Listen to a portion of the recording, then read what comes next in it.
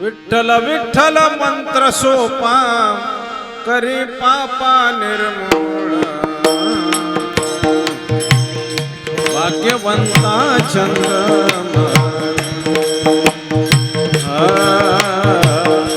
गोड गाणे ऐकते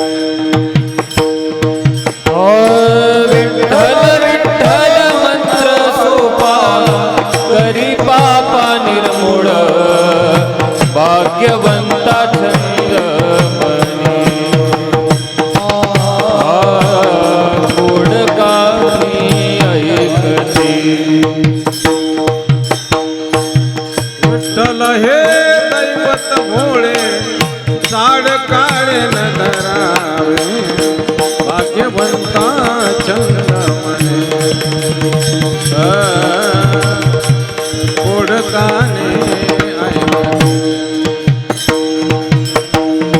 विठ्ठल हे दैवत भोळे झाड काळे न धरावे भाग्यवंता छंद मने गोड गाणी ऐकते तुका म्हणे भलत्या याती विठ्ठल चित्ती तो धन्य तुका म्हणे भलत्या याती विठ्ठल चित्ती तो धन्य तुका म्हणे भलत्या याती विठ्ठल चित्ती तो धन्य भाग्यवंता चंद्रमणी गोड गाणे म्हणे भलत्या याती विठ्ठल चित्ती तो धन्य भाग्यवंता छंद मने गोड गाणी ऐकते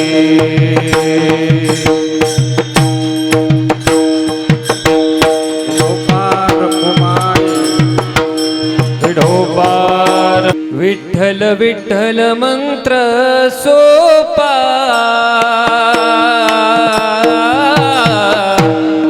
विठ्ठल विठ्ठल मंत्र सोपा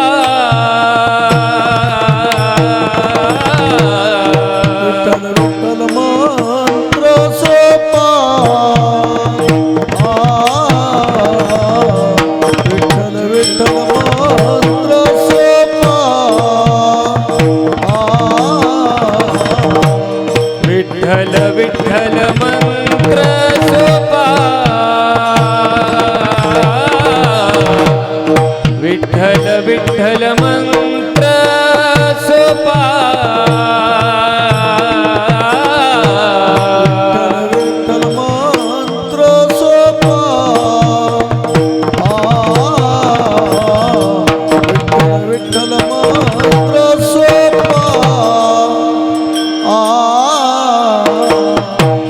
करी पापा निर्मूळ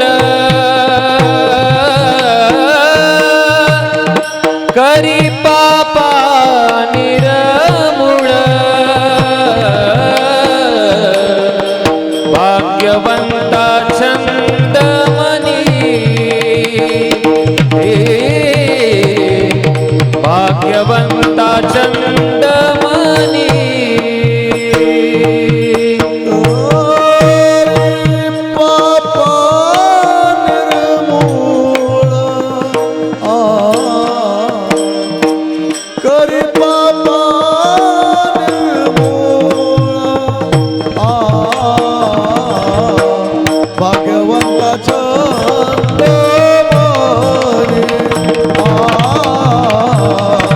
भाग्यवंता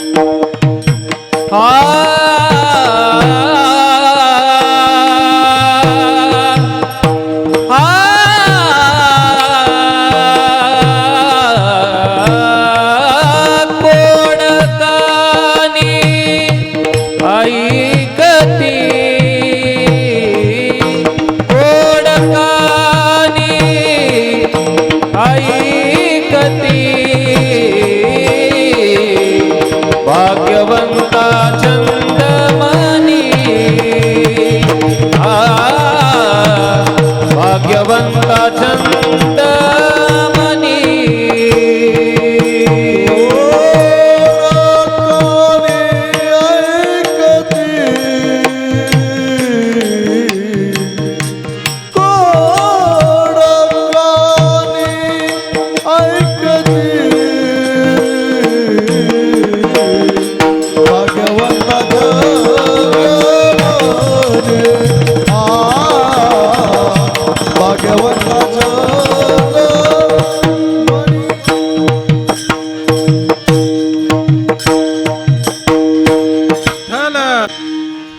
विठ्ठल विठ्ठल मंत्र सोपा विठ्ठल विठ्ठल मंत्र सोपा करी पापा निर्मूळ भाग्यवंता छंदमणी कोडकानी ऐकती विठ्ठल हे दैवत भोळे साड काळे न धरावी भाग्यवंता छंदमणी कोडकानी ऐकती तुका मने भलत्या याती विठ्ठल चित्ते तो धन्य भाग्यवंता छंदमणी कोडकानी ऐकती पांडुरंगा करू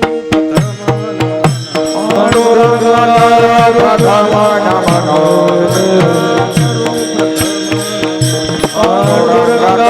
प्रथम नमन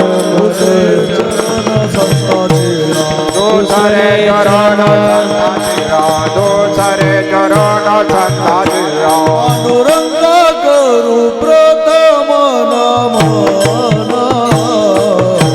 पांडुरंगा करू प्रथम नमन पांडुरंगा करू प्रथम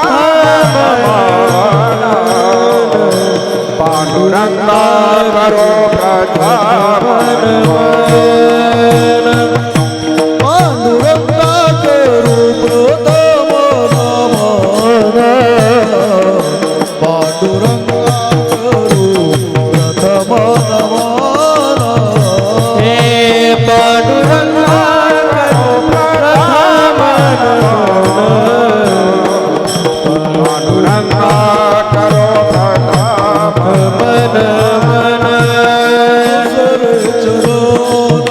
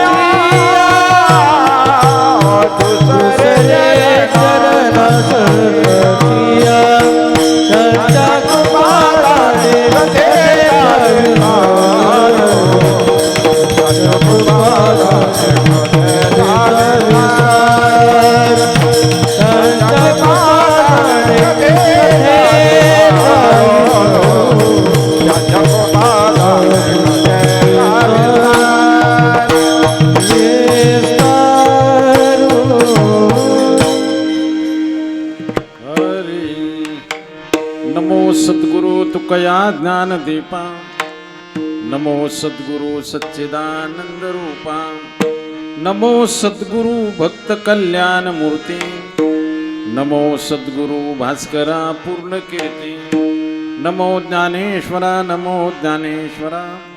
निवृत्ती उदारा सोपान देवा मुक्ताबाई नमो त्रिभुवन पावनी अद्यत्रय जननी देवाची वसुदेव सुतं देवं कंसचाणूरमर्दनं देवकी परमानंदं कृष्णं वंदे जगद्गुरुं आताभिनव वाग्विलासिनी जे चातुर्यार्थ कला कामिनी ते शारदा विश्वमोहिनी नमिली मिया मजरदये सद्गुरु जेने तारिलो हा संसार पुरू मनोनिविशेषात्यादरू विवेकावरी जैसे डोळ्या अंजन भेटे ते वेळी दृष्टी सफाटा फुटे मग वास पाहिजे तेत प्रगटे महानिधी का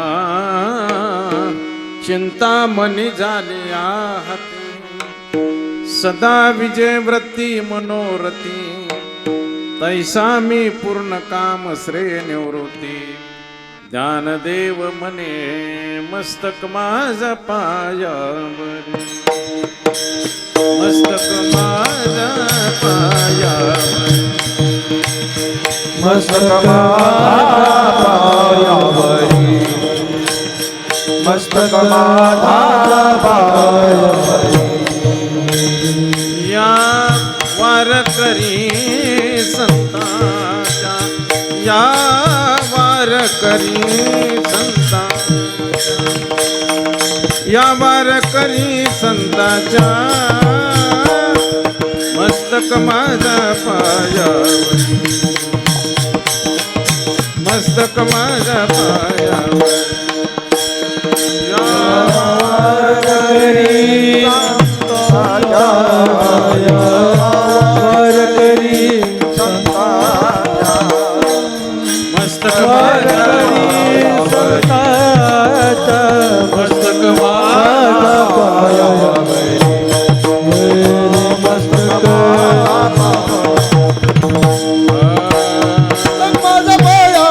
या वारकरी संताच्या या वारकरी संताच्या माझा पायावरी वारकरी संताच्या वारकरी संताच्या वारकरी संताच्या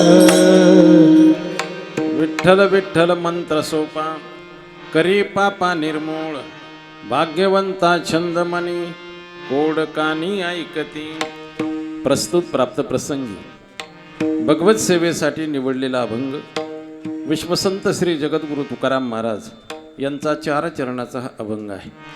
या अभंगामध्ये महाराजांनी विठ्ठल नामाचं सुलभत्व आणि सफलत्व या 2 गोष्टी या अभंगामध्ये वर्णन केल्या आहेत. भगवंत नामाचं सुलभत्व म्हणजे नाम किती सोपं आहे आणि किती फल देणार आहे या 2 गोष्टी या अभंगामध्ये तुकोबरायांनी वर्णन केल्या आहेत.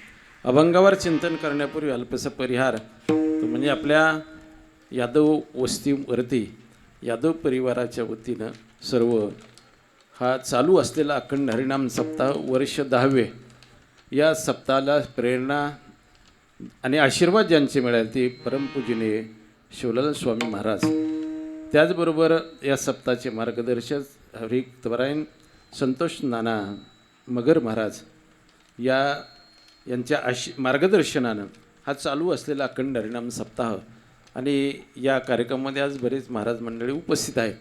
त्यामध्ये पहिली चाल ज्यांनी म्हटली ते आमचे ओंकार महाराज जवंजाळ सर हे या ठिकाणी आज कार्यक्रमाला उपस्थित आहेत. त्याचबरोबर हरिभक्तपरायण प्रमोद महाराज शिंदे महाराज आणि आपल्या परिसरातून सर्व जुनी मंडळी हेही या ठिकाणी उपस्थित आहेत.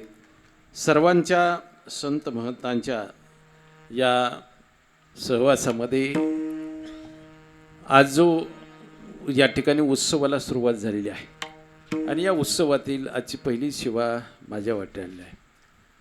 त्या निमित्ताने निवडलेला अभंग संत तुकाराम महाराजांचा आहे. या अभंगामध्ये महाराजांचं काय म्हणणं आहे याचं चिंतन आपल्याला करायचे आहे. संतांचे जे अभंग असतात त्या अभंगाचा आणि आपल्या जीवनाचा जवळचा संबंध असतो. फक्त कीर्तनातून तो जोडायचा असतो. कीर्तन माध्यम हे जोडणारं माध्यम आहे. संतांचे विचार आणि मानवी मन जोडणारी परंपरा ही कीर्तन परंपरा आहे आणि फार जुनी आहे. जुनी नामदेव महाराजांनी हा फळ उभा केलेला आहे आणि हे टाळकरी उभे असावेत, कीर्तन उभे असावेत, कीर्तनकार हे नामदेव महाराजांची परंपरा आहे. नाचू कीर्तनाचे रंगी ज्ञानदीप लावू जगे. कीर्तनाच्या माध्यमातून आम्ही नाचू रंगामध्ये आणि सगळ्या जगामध्ये ज्ञानाचा दीप आम्ही लावू, घरोघरी ज्ञान प्रकाशित करू, असं नामदेव महाराजांची त्या काळातली प्रतिज्ञा आहे.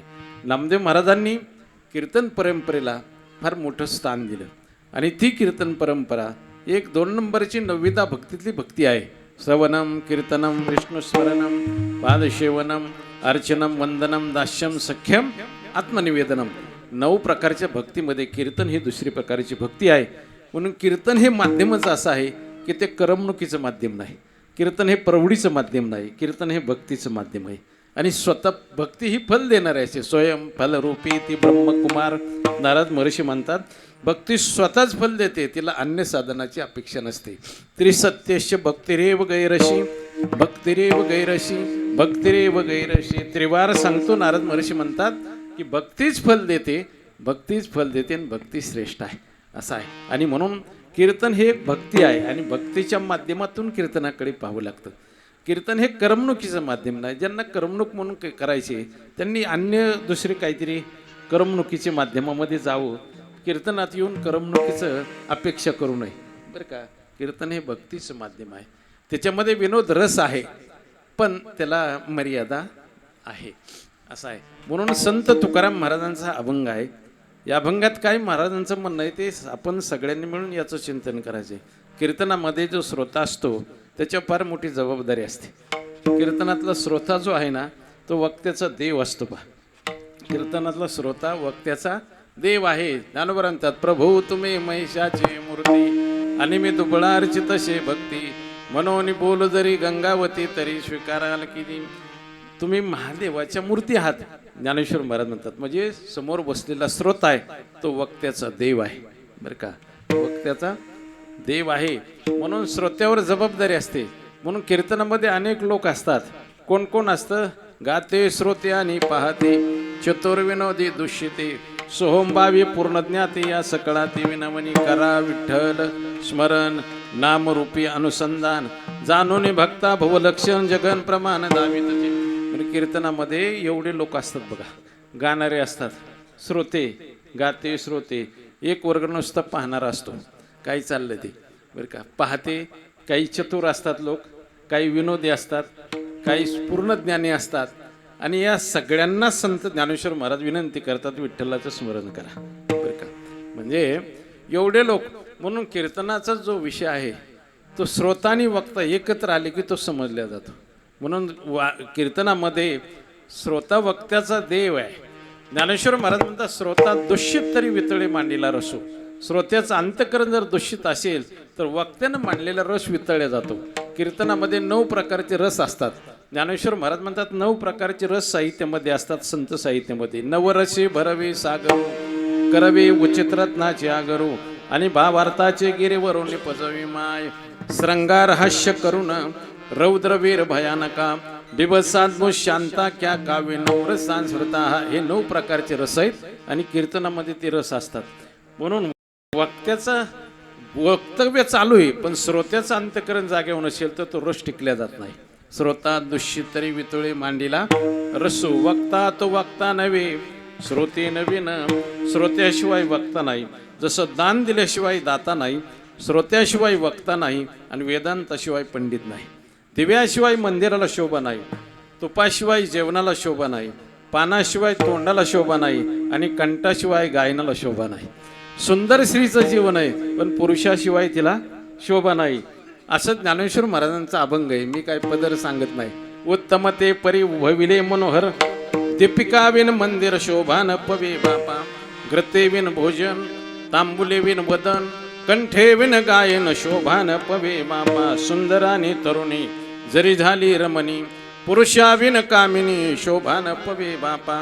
तिथल्याविन दाता श्रोत्याविन वक्ता वेदांताविन पंडिता शोभान पवे बापा. दान दिल्याशिवाय दाता नाही, श्रोत्याशिवाय वक्ता नाही. म्हणून तुम्ही आणि आम्ही मिळून या अभंगात चिंतन करायचं. विठ्ठला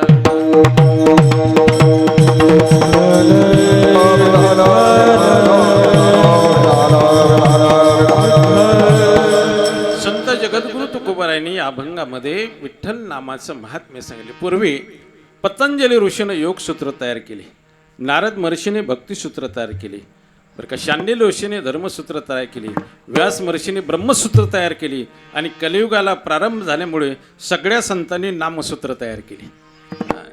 एकंदर शिका पाठविला हे लोका आलो म्हणे तुका मी नामाचा धारक. आम्ही नामाचे धारक नेनो प्रकाराने सर्व भाविक विठ्ठलाचे प्रमाण. म्हणून सगळ्या संतांनी कलियुगाला प्रारंभ झाल्यानंतर या कलीमध्ये फार वाईट घडणार आहे. कलियुगाने सगळे लोक ताब्यात घेतलेले आहेत, बरं का. सगळे लोक ताब्यात घेतले, फक्त संत त्याच्यातून बाजूला आहे. संतांच्या ताब्यात कली संतांच्या ताब्यात गेली नाही. साधू थोर जाना साधू थोर जाना साधू थोर जाना कलियुगी. या कलियुगामध्ये साधूने कलीला स्पर्श केला नाही, पण कलीने मात्र सगळे लोक ताब्यात घेतलेत आता. आणि कलीने काय केलं, म्हणून जो माणूस चुकलेला आहे तो रस्त्यालाच येत नाही. कली सांगतो तुझंच बरोबर आहे, म्हणजे चुकीचा धंदा असला तरी तुझाच बरोबर आहे, तुझं वागणं चुकीचं असलं तरी तुझंच बरोबर आहे. आणि त्याला साथ देणारे लोक सांगतात तुझंच बरोबर आहे कुठपर्यंत, कडे लोट होईपर्यंत. विठ्ठल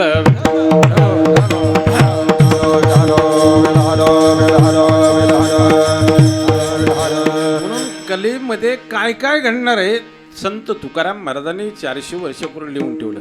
महाराज म्हणतात ऐका कलयुगाचा धर्म, ऐका कलीचे महिमान, असत्यासी रिजले देवन पापा देते अनुमोदन करते हेळण संताचे. कलियुगामध्ये असत्याच्या पाठीमागं ओढा राहणार आहे, बरं का. पाप करणाऱ्या माणसाला लोक अनुमोदन देणार आहे. तुम्ही करा पाप, आमचं तुम्हाला पूर्ण अनुमोदन. पाप करणाऱ्या अनुमोदन देणार आहे. सत्विचाराचे हेळसांड होणार आहे, बरं का. आणि असत्याचा ओढा निर्माण होणार आहे. या कलियुगामध्ये हे सगळं घडणार आहे असं त्यावेळी त्यांनी लिहून ठेवलं आणि आज प्रत्यक्ष ते पाहायला मिळते. कैसे विनाश काळाचे कौतुक, राजे होतील प्रजेचे अंतक, पती पुत्र सहोदर एकाएक शत्रुघाते वर्तताती. राजे लोकाकून प्रजेचा अंत होईल त्या काळात लिहून ठेवले. आज तसं घडायला लागलं. राजे लोकाकून प्रजेचा अंत होऊ लागला. राजे होतील प्रजेचे अंतक, पती पुत्र सहोदर एकाएक शत्रुघाते वर्तताती. कैशा मद्यपानाच्या शिरानी नवनीता न पुशे कोणी, केळवल्या व्यभिचारिणी दैन्यवानी पतिव्रता. असा विनाश काळी काय होईल महाराज म्हणतात नवनीता न पुशे कोणी, बरं का. मद्यपानाच्या शिरानी, मद्यपानाचा प्रभाव एवढा वाढेल की कुठलाच कार्यक्रम त्याच्याशिवाय होणारच नाही, बरं का. कीर्तन सोडून बाकीचा कुठला कार्यक्रम मद्यपानाशिवाय होणार नाही. म्हणून शासन सुद्धा विचार करत होतं मागं की घरपोच दारू केली पाहिजे, दारू ही घरपोच झाली पाहिजे, त्याशिवाय लोकसंख्या कमी होणार नाही. म्हणजे धान्यापासून का होणार पण दारूच काढा असं माणसं विचार करत होती. शासन विचार करते घरपोच. आता दुधाची तुपाची गरज आहे कुटुंबाला का दारूची गरज आहे? मग खप कशाचा जास्त आहे? खप दारूचा जास्त आहे. महाराज म्हणतात हा प्रभाव वाढेल. ऐका कलयुगाचा धर्म, पुत्र सांगे पित्यास काम, ब्राह्मण त्यजिती ब्रह्मकर्म, ऐशे वर्तमान मांडली. मुलं आणि हे घडायला लागलं आता. ते म्हणतात मला होत नाही, बाप म्हणतो, मुलगा म्हणतो नाही नाही तेवढं शिर्डी तरी सोडा ना, सोडा तेवढी. आणि मुलंच बापाला काम सांगायला लागली, बरं का. ब्राह्मणाला ब्रह्मकर्म कशाला म्हणतात हेच कळायला तयार नाही. 10वीला तेच मंत्र, लग्नात तेच मंत्र, सत्यनारायणाला तेच मंत्र, सगळ्या कामात तेच मंत्र, एकच मंत्र सगळीकडे चालायला लागला. ब्राह्मणाकडून ब्रह्मत्य. आणि एकाच्या घरी श्राद्ध आहे पा, आणि श्राद्धही त्यानं आमंत्रण दिलं, काका माझ्या घरी श्राद्ध उद्या आणि या. काका त्या दिवशी एका शेतकऱ्याकडे गेले. शेतकऱ्याने काका तुमच्या गाईला कडबा घेऊन जा. काकाला कडबा दिला, 5 पेंड्या कडबा, पण बांधायला काय नव्हतं रानामध्ये, बांधायला काय नाही. त्या शेतकरी म्हटलं काका एक कडबा घेऊन जा ना. ते म्हटले बांधायला काय नाही. ते म्हटले माझ्याकडे काय नाही. काका म्हणले हा उद्या देईल का नाही सांगता येत नाही. मग बांधायचा कडबा कशात काकाच्या लक्षात आलं, जानवं तोडून कडबा बांधला आणि कडबा घेऊन गेले घरी, गाईच्या गोट्यात टाकला आणि दुसऱ्या दिवशी श्राद्धाला घरी गेले. का श्राद्धाला घरी गेल्यानंतर कपडे काढले, यजमानाने कपडे काढले, काकांनी कपडे काढले आणि यजमानाच्या लक्षात आलं की काकाच्या गळ्यात जानवं दिसत नाही. तो म्हटलं काका तुमच्या गळ्यात तर जानवं नाही. आणि मग काकांच्या लक्षात आलं की जानवं कडब्यालाच राहिले. आणि मग काका म्हणले, हुशार होते ते म्हणले, का रे श्राद्ध कोणाचं आहे, आईचं का वडिलाचं? तो म्हटला आईच आहे. मग आईला जाणव होतं का? म्हणले नाही, म्हणून काढून आलो. म्हणले विठाला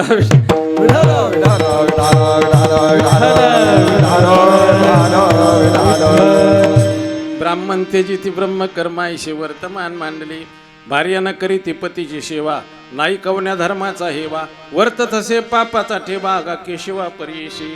अरे वैराग्याचा घराचारू, संन्यासा मोहतोरू, संता बहुता अंकार रोशनी नलगे कोणाशी.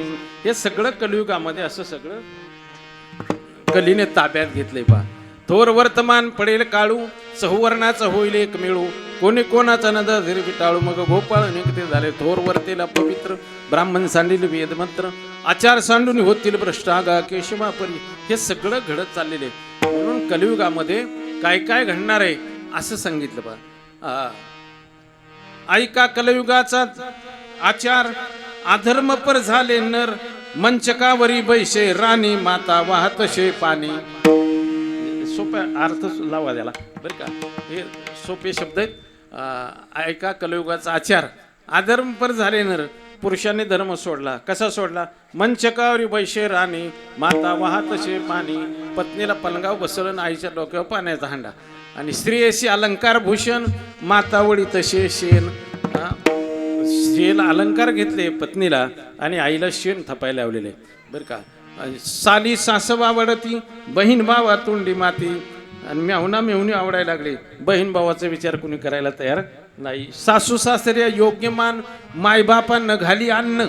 सासू सासऱ्याला योग्य सन्मान देऊ लागला आणि आई वडिला अन्न घालायला तयार नाही. आईसा कलीचा महिमा, म्हणे विष्णुदास नामा. नामदेव महाराजांचं प्रमाण अभंग. ह्या नामदेव महाराजांनी कलिप्रभाव म्हणून फार मोठं प्रकरण लिहिले.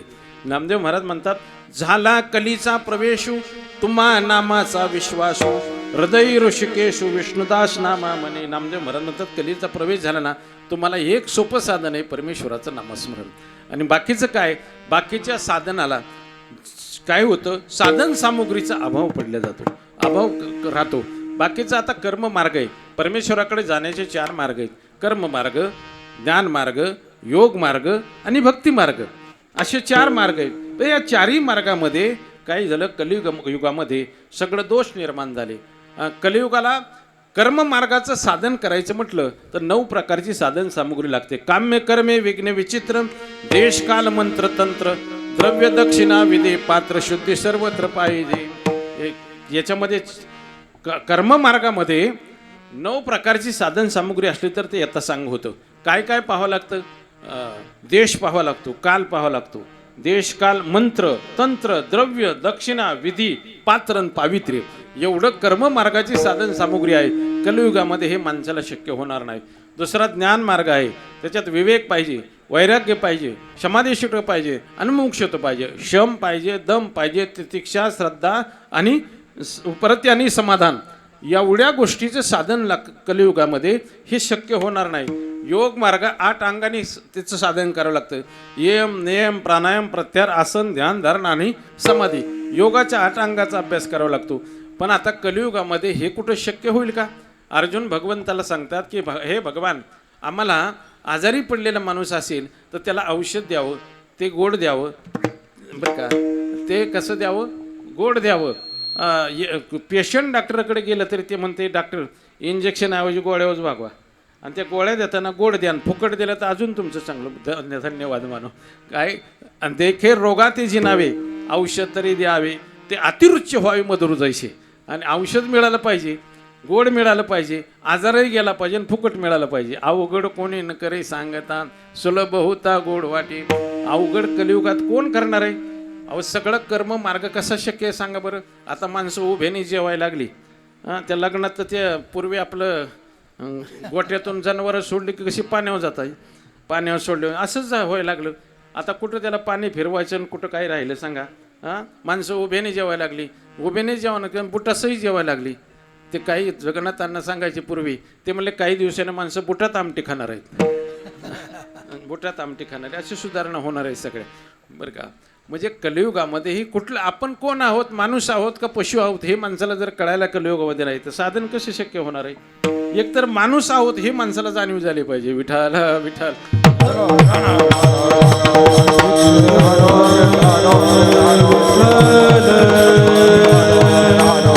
आणि म्हणून कलियुगामध्ये कर्म मार्ग शक्य नाही. ज्ञान मार्ग कर्म मार्ग सूक्ष्म आहे, ज्ञान मार्ग कठीण आहे, योग मार्ग दुस्तर आहे. आणि म्हणून सोपा राहिला तो मार्ग भक्ती मार्ग आहे. या बाकीच्या सगळ्या मार्गातच दोष निर्माण झालेत, ते माणसाला शक्य होणार नाही. घरामध्ये मुंग्या झाल्या म्हणून आईनं बाळाला सांगितलं, बाळ हे 10 रुपये घे आणि दुकानात जा आणि मुंग्याची पावडर घेऊन ये.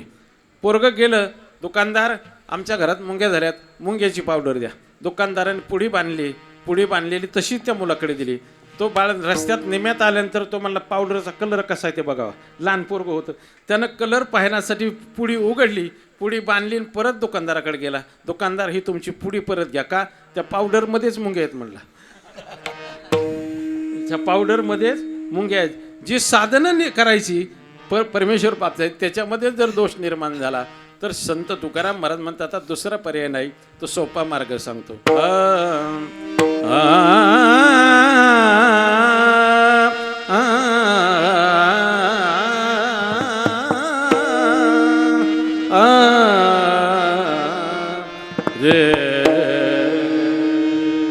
अवघ्या वाटा झाल्यासे,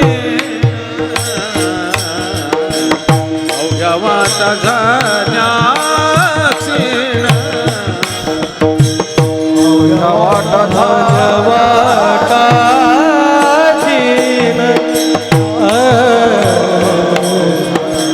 अवघ्या वाटा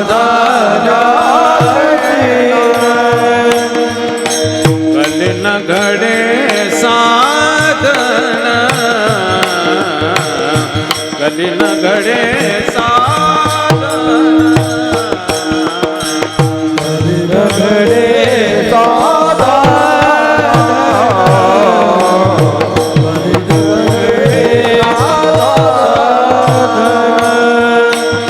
उचित विधी विधान, उचित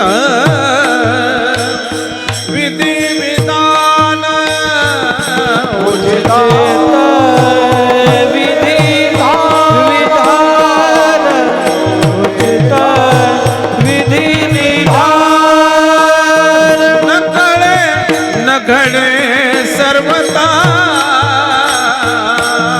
न कळे घडे सर्वथा, न कळे न घडे सर्वता,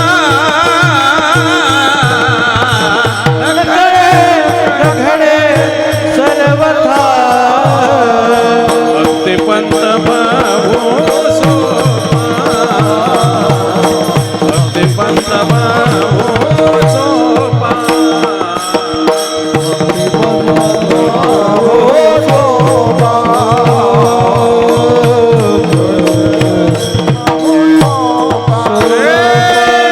अवघ्या वाटा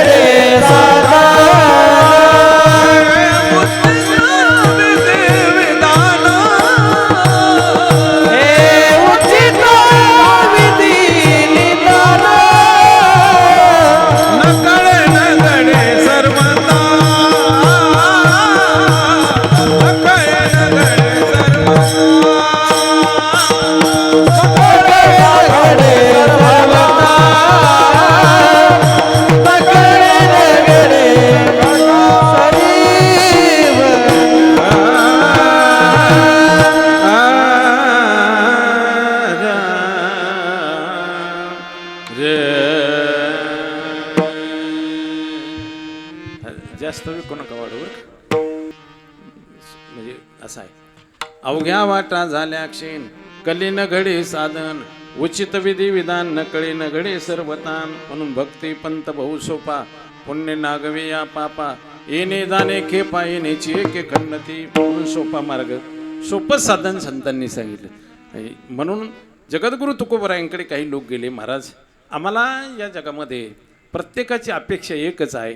काय अपेक्षा आहे?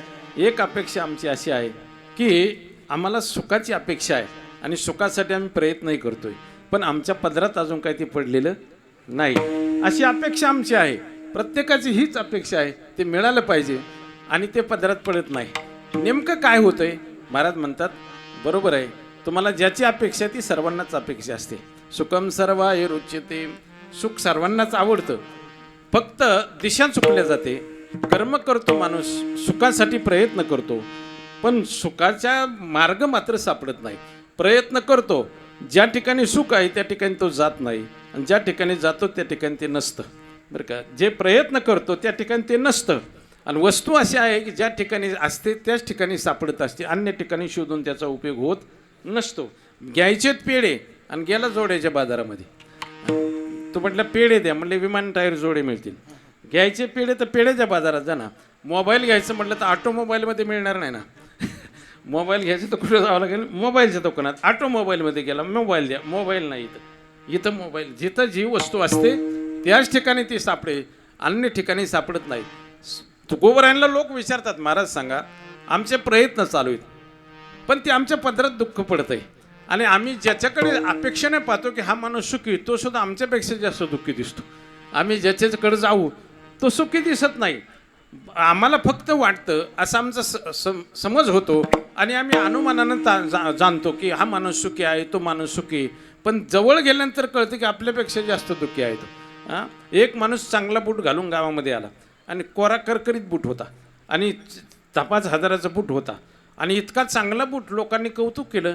हा बूट तुम्हाला फार शोभून दिसतो, फार कौतुक केलं. दुसऱ्या दिवशी बिगर चपलाचाच गावात आला, बूट नाही चप्पल नाही. लोक म्हणले का हो, इतका चांगला बूट तुम्हाला दिसत होता, शोभून दिसत होता आणि तुम्ही आज बूट घालून नाही आला? तो म्हणला तुम्हाला शोभून दिसत होता पण मला कुठं टोचलं तुम्हाला माहिती का? मला कुठं फोड आणले त्याने तुम्हाला माहिती का? बाहेरून माणसाला फार माणसं चांगली दिसतात, फार सुखी दिसतात, पण आत कुठं टोचतं त्यांची त्यांनाच माहीत असतं. कबीर महाराज म्हणतात या जगात सुखी माणूस पाहायला मिळत नाही. आपण अनुमानानं विचार करतो, आपण अनुमानानं ठरवतो. अनुमान कदाचित आपलं अनुमान चुकीचंच होतं. एक मुलगा लंगत आलेला आहे, रस्त्यानं लंगत आलेला मुलगा आहे. 3 रस्त्याला माणसं उभी राहिली आणि ती अनुमान करतात ज्या अर्थी मुलगा लंगत आला त्या अर्थी काय कारण असावं. तर एक जण म्हणला त्याच्या मणक्यात अंतर पडलेलं असावं, दुसरा म्हणलं नाही त्याचा पाय फ्रॅक्चर असावा, तिसरा म्हटलं नाही त्याला जन्मताच पोलिओ झालेला असावा. तो जवळ आल्यानंतर विचारलं बाळ का लंगवतो? मला चपलच अंगठा तुटला आहे म्हणून लंगवतो. अनुमान केलं, ते अनुमान चुकीचं झालं. कबीर महाराज म्हणतात या जगामध्ये ते पाहायला मिळायला तयार नाही. प्रत्येक माणूस दुःखी आहे का? सुख ज्या ठिकाणी आहे त्या ठिकाणी तो जायला तयार नाही आणि ज्या ठिकाणी जातो त्या ठिकाणी ते नसतं. कबीर महाराज वर्णन करतात, जो देखे सो दुखिया बाबा, सुखिया कोई नहीं रे. जो देखे सो दुखिया बाबा, सुखिया कोई नहीं रे.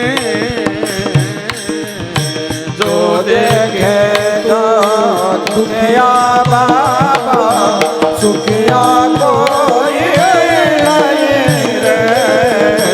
जो देखे तो दुखिया बाबा, सुखिया कोई नहीं रे. राजा दुखिया प्रजा दुखिया, राजा दुखिया प्रजा दुखिया, हे दुखिया सबनो.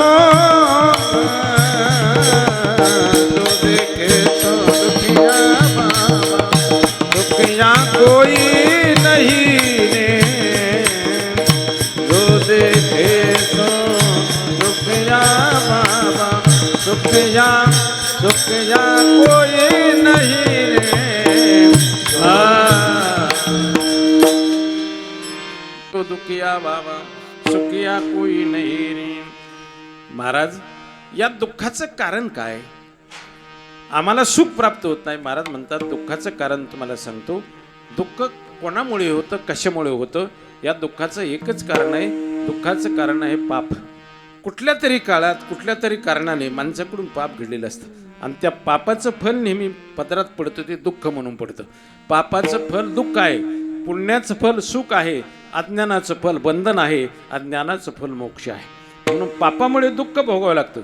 पापामुळे दुःख आणि पुण्यामुळे कुठल्याही जन्मात गेलं तरी सुख भोगायला मिळतं.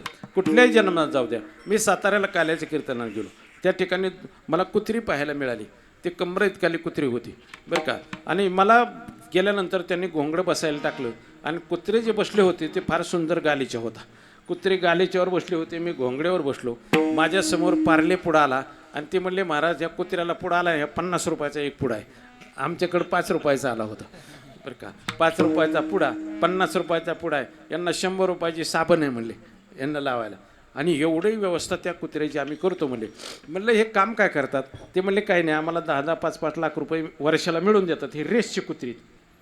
मग माझ्या लक्षात आलं की पुण्य ज्याच्याकडे आहे ते कुठल्या जन्मात गेलं तरी सुख भोगतं. ते कुत्र्याच्या जन्मात गेले तरी सुखाने गालीच्यावर बसलेले, आणि पाप करून कुत्र्याच्या जन्मात गेलं ते याच्या त्या दारात तुकड्यासाठी फिरते. कुठल्याही जन्मात गेलं तरी ते सुख भोगतं पुण्यकर्म बरं का. आणि पापाचं फल कुठल्याही जन्मात गेलं तरी त्याचं दुःख आहे.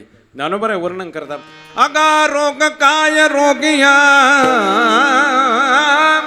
अवले दरिद्र दरिद्रिया परिभोगणे घडे बळिया अदृष्ट जेने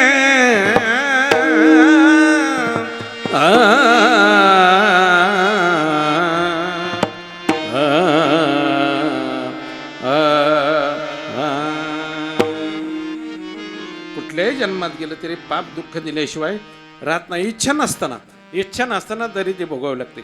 इच्छा नसताना पदरामध्ये दुःख पडतं, आजार होतात. याचं कारण काय? याचं कारण आहे पाप. महाराज पापामुळे हे दुःख भोगावं लागतं हे आम्हाला नेमकं कळालं आता. लोक म्हणले पापामुळे दुःख भोगावं लागतं हे आम्हाला कळालं आता. माणसाला कळतं पण कधी? संतांच्या संगतीत बसल्यावर कळतं. बैसता संताचे संगती कळू आले कमलापती आपले कोणीच नव्हते निश्चयची ती दृढ झाला. दोनदा जीवन कळतं. एकदा शेवटच्या काळात कळतं, कळू येईल अंतकाळी प्राण प्रयाणाचे वेळ, आणि एक दुसऱ्यांदा कधी कळतं संतांच्या संगतीत. आम्हाला कळालं की पापामुळे दुःख भोगावं लागतं. पण महाराज याच्यावर काय उपाय आहे का? महाराज म्हणले याच्यावर उपाय आहे. मग काय उपाय आहे? कुणी करायचा? आपणच करायचा. हे कुणी केलंय पाप? आपणच केलेलं आहे. आपणच आपली दिशा चुकलेली आहे. आपल्याकडून काय झालं? हे शरीर म्हणजे क्षेत्र आहे, या क्षेत्राचा करता आपण आहोत. मग या क्षेत्रातून कोणतं पीक घ्यायचे हे आपल्याकडून चूक जर झाली तर त्याचं फलसुद्धा तसंच मिळालं. इदं शरीर कौंतेय शरीरम कौंतेय क्षेत्रमित्याभिधीयते. हे शरीर म्हणजे क्षेत्र आहे आणि याच्यातून पाप पुण्याची पिकं निघत असतात. कोणतं पीक काढायचं आपल्यावर अवलंबून असतं. आपल्या 7-12 नावावर ना काय मका घ्यायची, ऊस घ्यायचा, बाजरी घ्यायची, ज्वारी घ्यायची, कपडीक ठेवायचं आपल्या हातात असतं. जसं ज्ञानोबराय वर्णन करतात, विधीची वा अन्याचे बीज वापवी कुकर्माचा करी राबुजरी तयाची सारिके असम्मो पापिके जन्मकोटी दुःखे जीव भोगे. एक चूक माणसाच्या शेती करत असताना काय चूक होते म्हणले? त्याच्याकडून पेरण्याची वेळ तरी चुकते बरं का, बियाणं तरी चुकतं, नाही तर मशागत तरी चुकते. या तिन्ही जर चुकलं, मशागत चुकली, बियाणं चुकलं, तर मग त्याचं उत्पादन चांगलं मिळत नाही. आणि हे तिन्ही जर साध्य झालं तर उत्पादन चांगलं मिळतं. विदेशी मापे मविजे सत्क्रिया बीज आरोपे जन्म स्वतःची सुखाची मविजे सुखच प्राप्त होतं. पण हे चूक झाली मग कशामुळे? पापामुळे दुःख भोगावं लागतं. जगद्गुरु तुकोबर म्हणतात, मग त्याला पर्याय सांगतो तुम्हाला. या जगातलं पाप समूळ नाहीसं करायचं असेल तर तुम्हाला सोपा मंत्र सांगतो. तो पहिल्या चरणामध्ये विठ्ठल विठ्ठल मंत्र सोपा. विठ्ठल विठ्ठल मंत्र सोपा.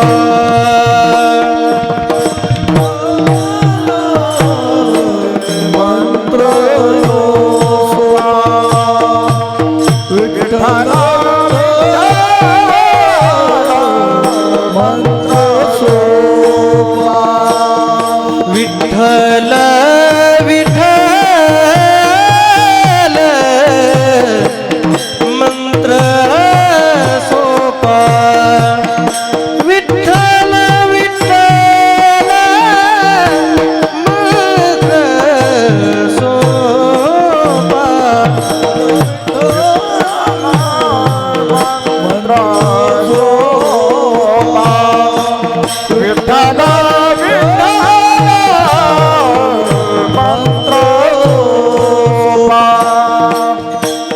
करी पापा निर्मूळ करी पापा करी पापा निर्मूळ करी पापा निर्मूळ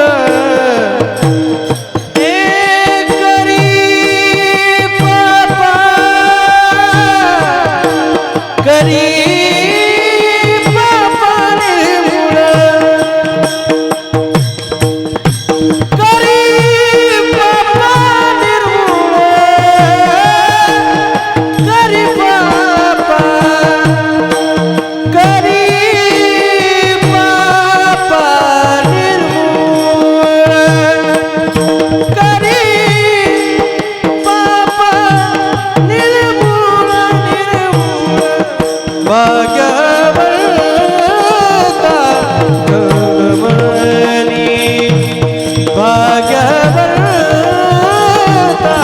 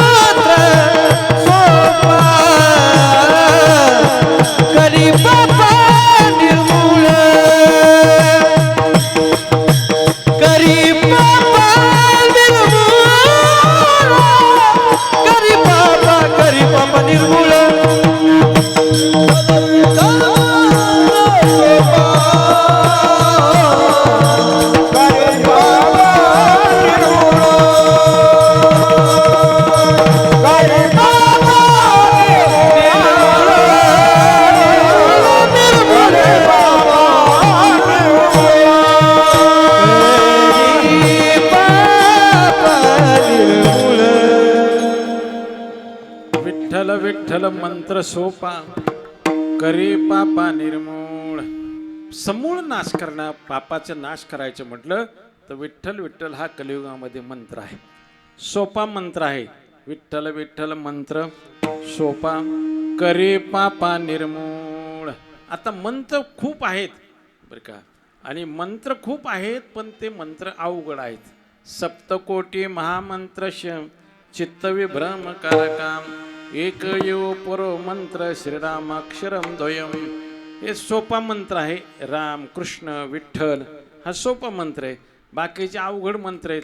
तो मंत्र जर चुकला तर चांगला माणूस वेडा होऊन जातो. मंत्र चळे थोडा तरी धडाची होय वेडा. तुकाराम महाराज म्हणले चांगला माणूस वेडा होऊन जातो. म्हणजे अवघड मंत्राच्या भानगडीत पडायचं नाही कलियुगामध्ये. सोपा मंत्र आहे आपला विठ्ठल विठ्ठल. विदा ज्ञान ठाण शून्यान लाती ग्रन्नाती विठ्ठला. ज्ञानशून्य जीवाचाही सांभाळ करणारा तो विठ्ठल मंत्र आहे. व परमात्माचा असा आहे सगळ्याचा सांभाळ. खटनट यावे शुद्ध होवनी जावे दौंडी पिटी भावे चोका मेळा. टाळी वाजवावे गुढी उभारा टाळी वाजवावे गुढी उभारा. वाटही चालावी पंढरी वाटही चालावी पंढरी. हे टाळी गुढी उभारा टाळी वाजवा गुढी उभारा. वाटही चालावी पंढरीची वाटही चालावी पंढरी.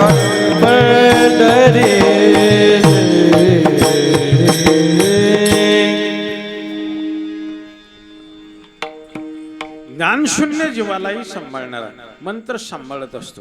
काय करतो? मननात त्रायते अस्मात तस्मात मंत्र परिकीर्तिता जपात सिद्धिर जपात सिद्धिर जपात सिद्धिर न संशया. जपानं सिद्धी प्राप्त होते विठ्ठल मंत्राचा जप केल्यानंतर. आणि म्हणून तुकाराम महाराज म्हणतात सोपा मंत्र आहे तो आपण जपा. विठ्ठल विठ्ठल तुका म्हणे जपान मंत्र त्रिअक्षरी सोपा. बरं का? सोपा आहे. विठ्ठल विठ्ठल मंत्र सोपा करे पापा निर्मूळ. समूळ पापाचा नाश करतो.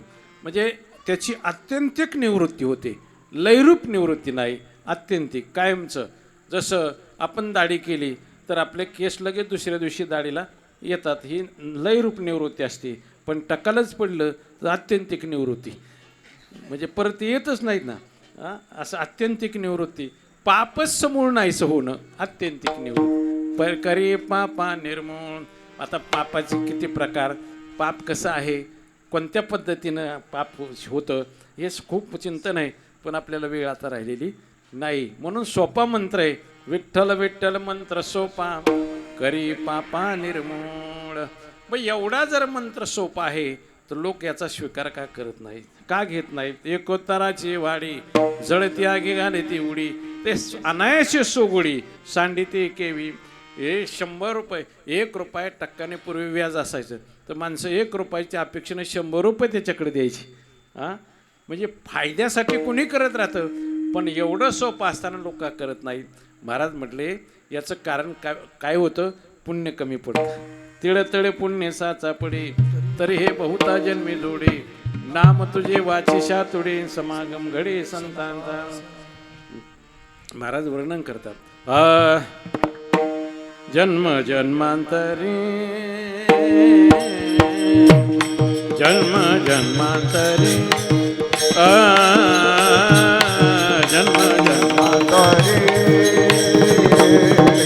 जन्म जन्मांतरी असेल पुण्य सामुग्री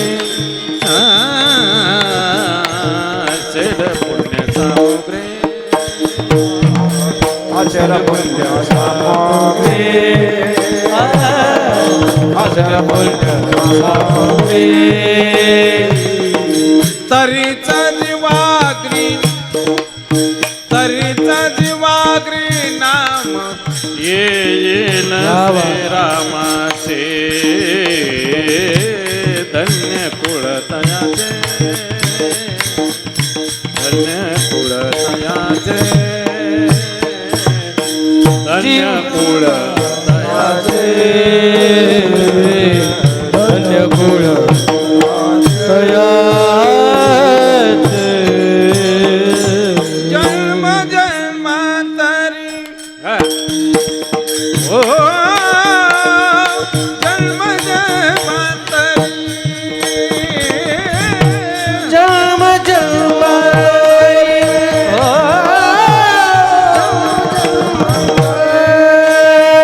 असेल पुण्य सामुग्री असेल पुण्य सामुग्री असेल पुण्य सामग्री असेल पुण्य सामग्री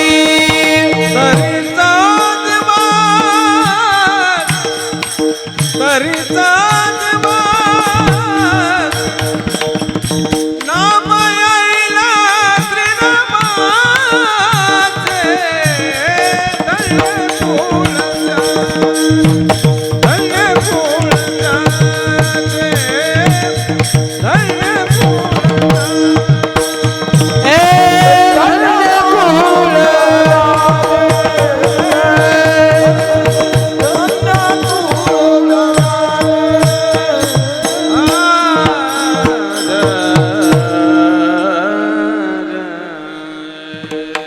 जन्म जन्मांतरी असेल पुण्य सामुग्री तरीच नाम जीवाग्री येईल श्रीरामाचे धन्य कुळ तयाचे राम नाम हे जीवाचे दोष जातील जन्माचे श्रीराम म्हणताचे कोटी कुळाचे उद्धरण मुखे राम नारायण रामकृष्ण स्मरण धन्य जन्म तयाचे कोटी तपाची राशी जोडते रामनामापासे नाम घेतार निशिन वैकुंठ पद पाविजेन नाम तारक सांगडी नाम न विषमे अर्ध घडी पुण्य केले असेल कोडी तप केले असेल कोडी तरीच नाम येईन आपल्या अनंत जन्माचे तप एक नाम हे सोपं आहे पण याला पुण्याची गरज आहे त्याच्याशिवाय बहुत सुकृताची जोडी म्हणून विठ्ठली आवडी नको ते बडबड माणूस करील पण नाम मुखात येणार नाही आणि नको तिकडे फिरायला जाय पण मंदिरात दर्शनाला जाणार नाही बरं का नको तिकडे फिरेल माणूस मंदिरात दर्शनाला चुकून सुद्धा जाणार नाही एक माणूस भेटलं म्हटलं महाराज 60 वर्ष झालं मारुतीच्या मंदिरात गेलेलो कधी गेला म्हटलं परण्या नवरदेव होऊन गेलो तेवढा अजून परत गेलं नाही मला आता शेवटच जावी शिटून काय आता थोडं राहिले हां म्हणजे हे मुखात येण्यासाठी ज्ञानेश्वर हे अनंत जन्माचे सुकृत पदरी अनंत जन्माचे सुकृत पदरी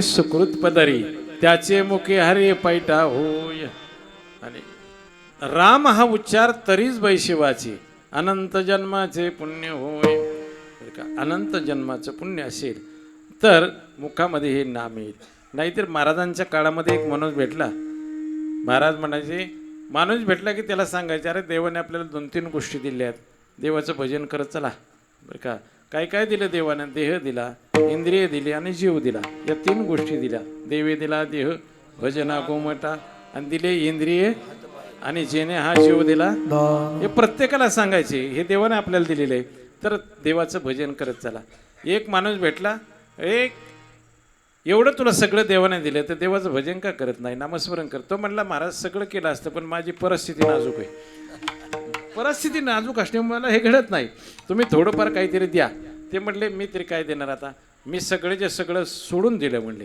माझ्या सगळ्या सावकारीच्या वह्या पाण्यामध्ये बुडवल्या 65 लाखाची सावकारिक होती ती सगळ्या वह्या पाण्यात बुडवल्या आणि सगळ्या लोकांना त्या काळी कर्जदारांना सगळं कर्ज माफ करून टाकलं महाराष्ट्रात पहिली कर्जमाफीची घोषणा करून अंमलात आणणारे संत तुकाराम महाराज आहेत त्याच्यावर परत कोणी निकष लावले नाही त्यांनी सरसकट देऊन टाकलं कर्जमाफीची घोषणा केली तुकाराम महाराजांनी आणि ते सगळ्याला म्हणजे सगळं देऊन टाकलं म्हणले आता माझी 1000 एकर जमीन होती ती सुद्धा माझ्या हातात राहील नाही हजारो एकर जमीन होती तुकाराम महाराजांची एवढी मोठी संपत्ती होती पण तुकाराम महाराज म्हणले आता मी तरी काय देणार, पण एका सदनग्रस्ताचं घर दाखवलं, जा म्हणे त्याच्याकडून काहीतरी मागून घे, परिस्थिती नाजूक आहे म्हणतो ना, हा तो ज्याच्याकडे पाठवलं, महाराज म्हटले ज्याच्याकडे पाठवले ना तुम्ही सांगता ना त्याचं घर, त्यांना आत्तापर्यंत कोणालाच काय दिलेलं नाही, मला तरी कसं काय देईल तो, हां त्याचं कधी कोणाला काय दिलेलं नाही त्यानं. ती माणसं म्हणतात ना उष्ट्या हाताने कावळा सुद्धा का हाणला नाही, तर याच्या हाताची कण जातील कावळ्याकडं म्हणून. उष्ट्या हाताने कावळा असा तो वंशाचा दोष असतो, कृपनो वंश दोषन आणि स्वकर्मा दारिद्र्यतान उन्मादो मातृदोषण पितृदोषण मूर्खता कृपनो वंश दोषन स्वकर्मा दारिद्र्यता. कृपण उन्मत्त माणूस झाला त्या आईचा दोष आहे, मुलगा मूर्ख निघाला वडिलाचा दोष आहे, कृपण निघाला वंशाचा दोष आहे, आणि दरिद्री बनला स्वतःचा दोष आहे बरं का, आणि पुण्यवान निघाला तर आईचं पुण्य आहे. सुशीलो मातृपुण्येनं पितृपुण्येनं चतुरता उदार वंश पुण्येनं आत्मपुण्येनं सभाग्यता. आईच्या पुण्यानं मुलगा शिलवान म्हणून जगात राहतो, वडिलाच्या पुण्यानं चतुर म्हणून राहतो, वंशाच्या पुण्यानं उदार म्हणून राहतो, आणि स्वतःच्या पुण्यानं भाग्यवान बनला जातो असं आहे. आणि म्हणून हे कृपण वंश दोषनं त्याचा दोष, आणि म्हणून तो कोणालाच काही त्यानं दिलेलं नाही. महाराज म्हणजे जा माझं नाव सांग जा, गेला तो म्हणे ओ मालक काहीतरी द्या, म्हणजे कशासाठी रे, मग आमच्या घराण्यात ही पद्धतच नाही, आमच्या वडवडिलांनी कधी कोणाला काय दिलेलं नाही, ते तसेच गेलेत, त्याच्यामुळे त्यांची परंपरा जतन करणं आमचं कर्तव्य आहे, आम्ही सुद्धा देणार नाही. अहो तो म्हटला काय, तुकाराम महाराजांनी मला पाठवले. आता महाराजांबद्दल आदर सगळ्यांचा होता, आस्तिक असो नास्तिक असो सगळ्यांना तुकाराम महाराजांबद्दल आदर वाटायचा. ते म्हटले महाराजांनी पाठवला मग देतो काहीतरी, म्हणले घरात गेला आणि फुटका तांब्या आणला पितळाचा, पावशेर वजनाचा तांब्या त्याच्या हातात दिला, जा म्हणले हे घेऊन. आता तो तांब्या घेऊन आला, महाराज बघा यानं काय दान दिलं मला, काय दिलं रे, तो तांब्या दिला, म्हणले फुटका. फुटका आहे का, बरं आण इकडे. हातात घेतला तांब्या, पण तुकाराम महाराजांच्या हातामध्ये सिद्धी होत्या, हां जबरदस्त, अष्टमहासिद्धी ओळंगती द्वारी नवजते दुरे दवडिता. तो तांब्या हातात घेतला आणि त्याच्या धातूमध्ये पलटी करून टाकली. तो पितळाचा तांब्या पावशेर वजनाचा होता, तो सोन्याचा करून दिला. आता पावशेर सोनं हातात पडलं त्याच्या. तो म्हटलं महाराज हे काय काय झालं, ते म्हणले काय नाही, हे सोन्याचा तांब्या आता तुला घेऊन जा. तो म्हटलं महाराज दारिद्र्य संपलं, दोन तीन पिढ्याला संपत नाही आता मला, जातो म्हटलं घरी तांब्या ठेवतो आणि आलोच माघारी. घरी गेला, तांब्या घरी ठेवला, घरीच बसला, नाही परत आला, नाही परत नाही आला. 4-2 महिन्याने परत भेट झाली. म्हटले का रे तांब्यावाला तूच का, म्हटले महाराज मीच तांब्यावाला. तू म्हणत होता माझी परिस्थिती ना जो काही मला घडत नाही, हां आता तुला सोन्याचा तांब्या दिला तरी का करत नाही. तो म्हणला इथून पाठीमागचं वेगळं होतं, म्हणला आलो असतो तरी चाललो असतो, पण घरात सोनं म्हणजे हलता येणार, बसलो राखानं काय. विठाला विठा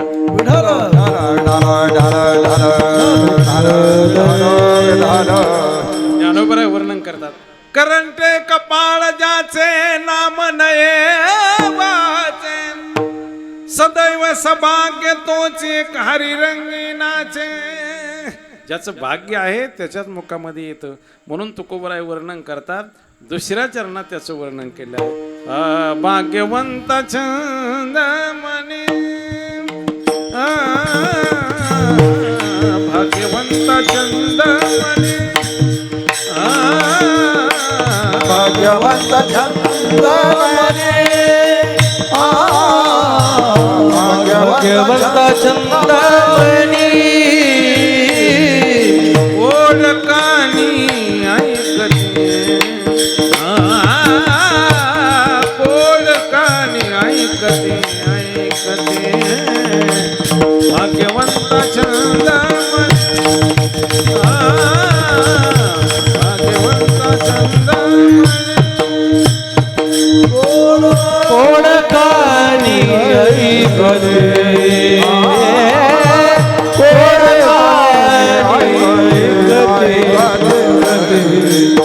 भाग्यवंता चंदमणी, भाग्यवंता चंदमणी,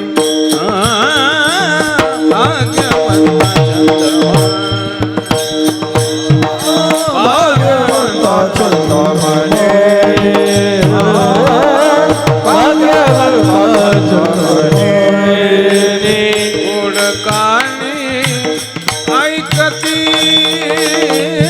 कोडकानी ऐकती भाग्यवंता चंद्रमा भाग्यवंता चंद्रमा कोडकानी ऐकती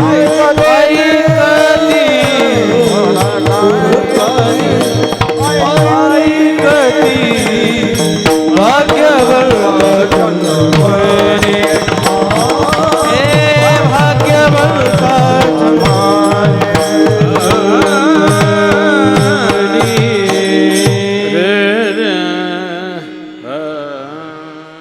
भाग्यवंता छंदमणी कोडकानी ऐकती. भाग्यवान पुरुषालाच याचा छंद लागेल, तसा लागणार नाही. भाग्यवंता छंदमणी त्याच्याबद्दलच ते बोलत राहतील. कोडकानी ऐकती त्याच नामाचं कौतुक, त्याच भगवंताचं कौतुक करत. तदेव लोक येते, तदेव शृण्य येते, तदेव चिंत येतील, तदेव भाष्य येते. त्याचं चिंतन करतील, त्याचंच कौतुक करतील. आणि असा भाग्यवान पुरुषाला त्याचा छंद लागेल, असा लागणार नाही. म्हणून छंदाचे दोन प्रकार असतात. एक परमार्थिक छंद आहे आणि एक संसारिक छंद आहे. संसारिक छंदामध्ये एक छंद सगळ्याला नाही, सगळे छंद एकाला नाहीत, सगळे छंद सगळ्याला नाहीत आणि एक छंदसुद्धा सगळ्याला नाही. बहुता छंदाचे बहु असे जन नये वाटे म्हणून त्याचे संगे. बहुता छंदाचे बहु असे जन. अरे घरामध्ये पहा, एकच टी व्ही आपल्या घरामध्ये आहे आणि त्याच्यामध्ये म्हातारा आजोबा बसलेले आहेत, मुलगा बसलेला आणि नातू बसलेला आहे. आता तिघांचा एक छंद आहे का टी व्ही बघताना? प्रत्येकाचा वेगळाच आहे हो. म्हातारा म्हणतं मालिका लावा आणि पोरगं म्हणतं बातम्या लावा आणि लहान पोरगं कार्टून लावून टाकतं. एकाच घरात 3 छंद आहेत. प्रत्येकाचा भिन्न भिन्न छंद आहे. काही माणसाला नाटकाचा छंद आहे, काही तमाशाचा छंद आहे, काहींना चित्रपटाचा छंद आहे. आणि प्रत्येक इंग्रजीचा, मराठीचा, हिंदीचा प्रत्येकाचा वेगळा वेगळा छंद आहे. काहींना पैसे जमवण्याचा छंद आहे. छंदच आहे हा एक. रात्रंदिवस सारखे बोट मोजीत राहतो माणूस. पैसा पैसा पैसा मेरा परमेश्वर, पत्नी मेरी गुरु, बाल बच्चे साधू संतन, सेवा किसकी करू. सारखा पैसा मोजत राहतो माणूस. पैसा पैसा पैसा, दुसरं काही करतच नाही. हा त्याचा छंदच लागलेला. काहीला पैसा मिळवण्यात छंद आहे, तर काही माणसाला घालवण्यात छंद आहे. किती पैसे येऊ द्या, तू ठेवीतच नाही, लगे पालतात. घालवण्याचा छंद आहे माणसाला. आला पैसा की घालवणं. काही माणसाला जमिनी घेण्याचा छंद आहे. रात्रंदिवस तो म्हणतो हे तुकडं घेतलं ना, त्याला पुढच्याला वाटच नाही, ती माझंच झालं. त्याला काही रस्ता नाही. आता माझ्याशिवाय कोण नाही. जमिनी घेण्याचा छंद आहे आणि खूप जमिनी घेण्याचा छंद आहे. आता त्याच्या उलट आहे, काही माणसाला जमिनी यंदा हे तुकडं की पुढच्या वर्षी त्याचा काढलाच काटा. बरं का, जमिनी विकण्याचा छंद आहे. एक वांगे घ्यायला सकाळी सकाळी बाजारात एक माणूस गेला आणि ते वांगं उचललं. विचारलं, मावशी वांगे कसे किलो आहेत? ते म्हणले बाबा 60 रुपये. 60 म्हणले. तो म्हणलं 15 रुपयाने द्या. ते म्हणले जमणार नाही. सकाळी सकाळी आला आणि 15ने मागतो. चालायला लागला. वांगं खाली ठेवलं आणि चालायला लागला. म्हातारी म्हणली सकाळी सकाळी आला, वांगं तर घेतलंच नाही, पण वांग्याला मात्र हात लावून निघाला. आता दिवस कसा जाईल माझा? तुझा कसा हात आहे काय माहिती. ते माघारी फिरला. त्यानं सांगितलं, आजी या हाताची काळजी करू नका, यानं 100 एकर जमीन काढली, वांगे तर फटकून जाते म्हणलं. विठाला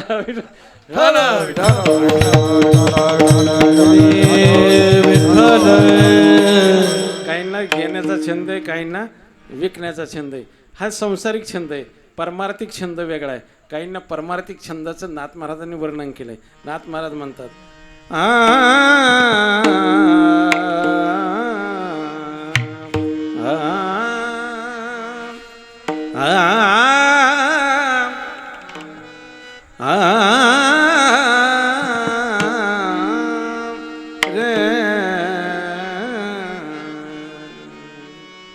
रुक्मा गंधा कारणे एकादशीचा छंद. रुक्मा गंधा एकादशीचा छंद. रुक्मा एकादशीचा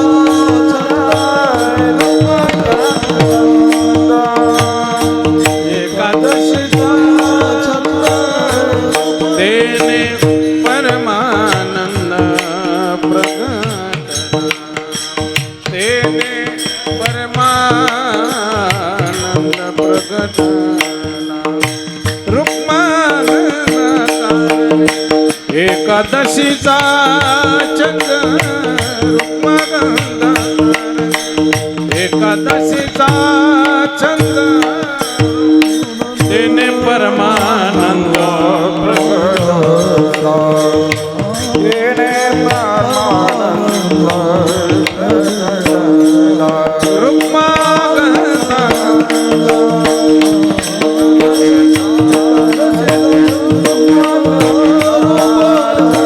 एकादशीचा अमरशा कारणे द्वादशीचा छंद अमरशे कारणे द्वादशीचा छंद तेने परमानंद प्रगटला तेने परमानंद प्रल्हादा कारणे हरिनामाचा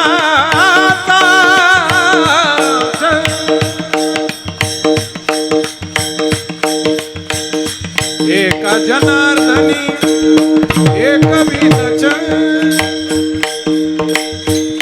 तेने परमानंद प्रगटला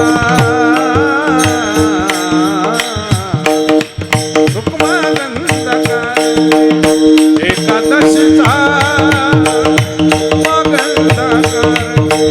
एकादशीचा कारणे एकादशीचा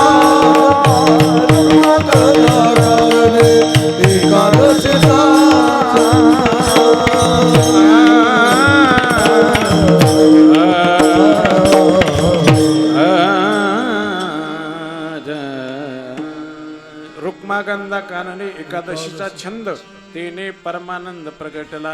रुक्मंद राजाला एकादशी व्रताचा छंद होता, अंबरीशाला द्वादशीचा छंद होता, प्रल्हादाला हरिनामाचा छंद होता. हे छंद आहेत. तुकाराम महाराज म्हणतात माझी मज झाली अनावर वाचा छंद या नामाचा घेतला असेल. म्हणून भाग्यवान पुरुषाला हा छंद असतो. भाग्यवंता छंद म्हणी कोड कानी ऐकती. म्हणून भगवान परमात्मा, आता वेळ संपली आपल्या का, विठ्ठल हे दैवत भोळे चाड काळीन धरावी. दैवत भगवान परमात्मा भोळे भाविक हे जुनाट चांगली होय तैसे केले भक्ती भावी. भगवान परमात्मा भोळा आहे. कोणासाठी भोळा आहे? भक्तासाठी भोळा आहे. आणि तुका म्हणे भोळा पण जिंको जाणे कळी काळ. आणि भोळा आहे काळ चाड काळीनं धरावी. आणि म्हणून यमधर्मानं दूतांना सांगितलं की तिथं जायचं नाही बरं का, जिथं हरिकथा चाललेली त्या ठिकाणी जायचं नाही. यमधर्म सांगे दूता परिसावे निज कथा जे तर रामनाम वार्ता तया देशा नव जावे. ज्या ठिकाणी राम नामाचं भजन चालय तिथं जाऊ नका. म्हणून काळ आहे तिथे येत नाही. चाड काळीने धरावी. तुकोबर म्हणतात असा कुठल्याही यातीतला, कुठल्याही धर्मातला, कुठल्याही पंथातला असू द्या त्यानं विठ्ठलाचं नाम घ्यावं. तुका म्हणे भलते याती विठ्ठल चित्ते तो धन्य. कुठल्याही यातायाती धर्म नाही विष्णुदासा निर्णयाचा वेदशास्त्री. कुठल्याही धर्मातला, कुठल्याही जातीतला आणि कुठल्याही पंथातला वारकरी संप्रदायाने त्याचा स्वीकार केला आहे. कुठल्याही पंथात नास्ती तेषु जाती विद्या कुळ रूप धन क्रियाधी भेद. यातायाती धर्म नाही विष्णुदासा निर्णयाचा वेदशास्त्री. पवित्र ते कुळ पावन तो देश जेथे हरीचे दास जन्म घे. कर्मधर्म त्यांचा झाला नारायण त्यांचे पावन ते लोक. वर्णाभिमाने कोण झाले पावन आयशा सांगून मद अंत्यजादी योधी तरले हरिभजने. तयाची पुराणे भाटधारी वैश्य तुळाधार गोरा तो कुंभार. धागा हा चांभार रोहिदास कबीर मोमिन लतिम मुसलमान. शेणाना विधान विष्णुदास पानो पात्रा खोद पिंजारी तुझा अजून. भजनो आभी द्वारीची पायी चोका मेळा बंका जाती समाहार. त्याशी सर्वेश्वर ऐकी करी नामयाचा जनी कोण तिचा भाव.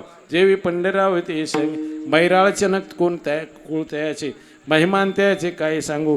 यातायाती धर नाही विष्णू असा निर्णयाचा वेदशास्त्री. तुका म्हणे तुम्ही विचारावे ग्रंथ तारिले पती तने नकोती. आणि म्हणून तुका म्हणे भलते आयाती विठ्ठल चित्ती तो धन्य.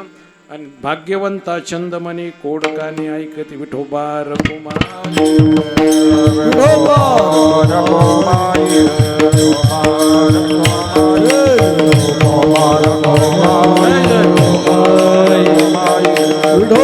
ज्ञानेश्वर मावली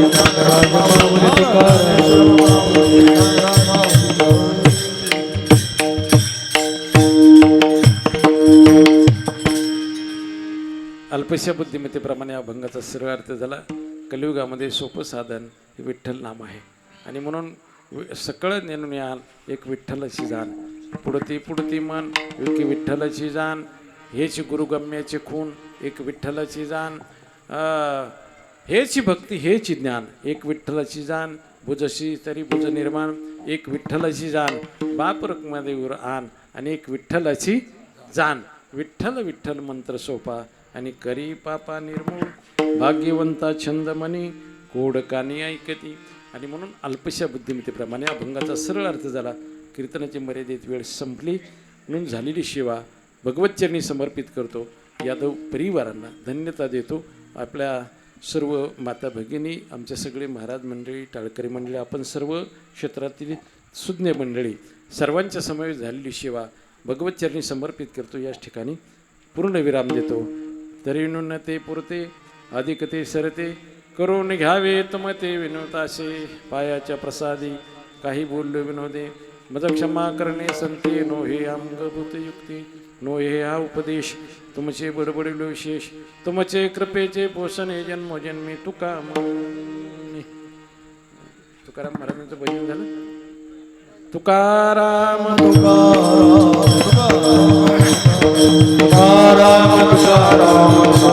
सेवा संपली. मला वाटतं दादा महाराजांनी मला फोन केला, डोंबाळे महाराजांनी या तारखेसाठी आपल्या यादव परिवारातील मंडळी बसून मला तो फोन केला होता. काल्याचं कीर्तन मागितलं होतं पण काला काही शक्य नव्हता. उद्या कार्यक्रम आहे चांदवडला. चांदवड तालुका म्हणजे नाशिकच्या पुढे आणि ते खूप लांब अंतर आहे. परवा पारनेरला काल्याचं कीर्तन. मग ते इतक्या प्रवासात हे शक्य होणार नाही आणि म्हणून आजचा पहिला दिवस मी स्वीकारला आणि सेवा या ठिकाणी पांडुरंग चरणी समर्पित केली. म्हणा तुका मने बोलते याती, तुका मने बोलते याती, तुका मने भलते याती, तुका मने भलते याती, तुका मने बोलते याती, तुका मने बोलते याती,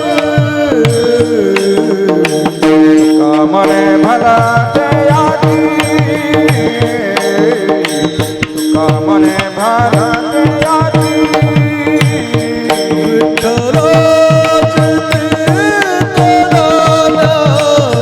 विठ्ठल चित्ती तो दान्या, तो दान्या भाग्यवंता चंद्रमाने,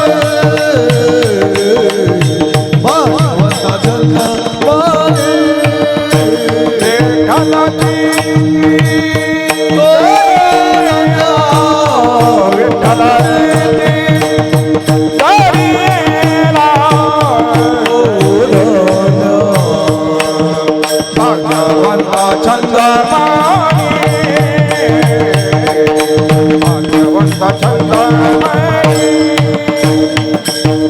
तुका मने भलते याती, तुका मने भलते याती, तुका मने भलते याती, तुका मने भलते याती, तुका मने भलते याती, तुका मने भलते याती. विठ्ठल चित्ती तो दान्या, विठ्ठल चित्ती तो दान्या, भाग्यवंता चंद्रमाने, भाग्यवंता चंद्रमाने विठ्ठलाची तो धान्य, विठ्ठलाची तो धान्य, तो धान्य. भाग्यवंता छंदमानी, भाग्यवंता छंदमानी.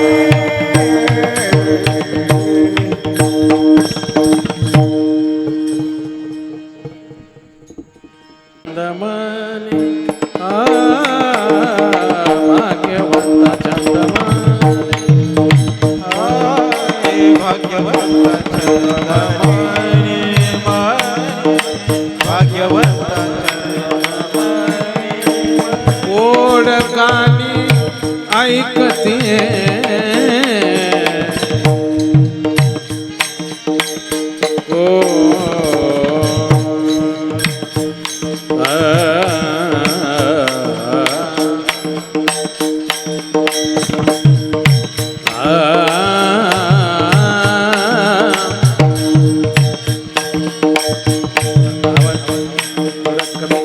आवाज